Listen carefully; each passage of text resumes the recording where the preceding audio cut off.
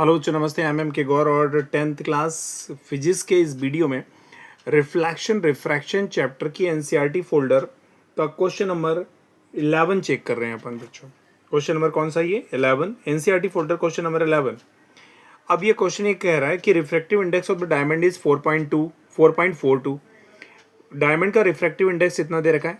What is the meaning of this statement? इस statement का meaning क्या होता है? तो बच्चों ध्यान रखिएगा, रिफ्रैक्टिव इंडेक्स जो है डायमंड का इतना दिया हुआ है। अब मैं अगर वैक्यूम में लाइट की स्पीड की बात कर रहा हूँ तो 3 × 10⁸ मीटर पर सेकेंड मैं लिख के दिखा रहा हूँ। देखिएगा, the speed of light in vacuum, the speed of light in vacuum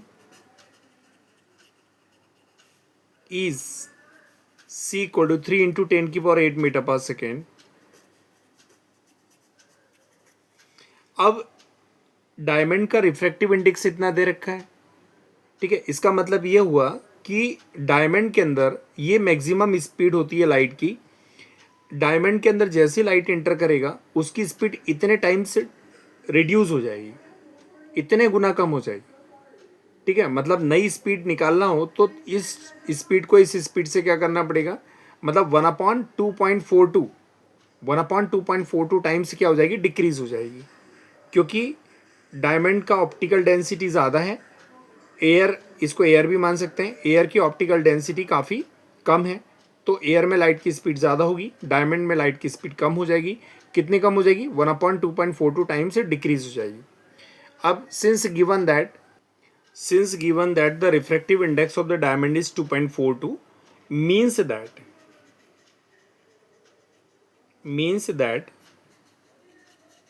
the speed of light in diamond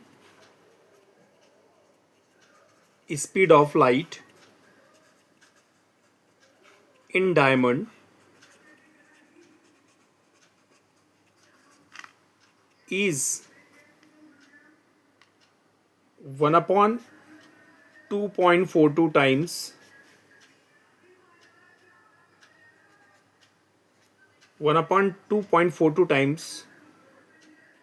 of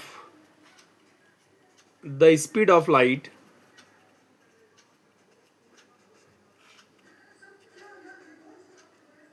in vacuum, ठीक है। means that the speed of light in diamond is 1/2.42 times of the speed of light in vacuum। मतलब speed of light in vacuum मतलब इस speed का 1.242 times decrease हो जाएगा। समझ में आ रहा है बच्चों?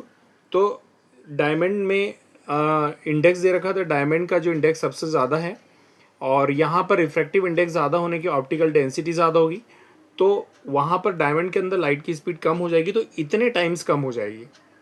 या ऐसा बोल सकते हैं 1/2.42 time decreases than the speed of the light in vacuum, ऐसा भी लिख सकते हैं।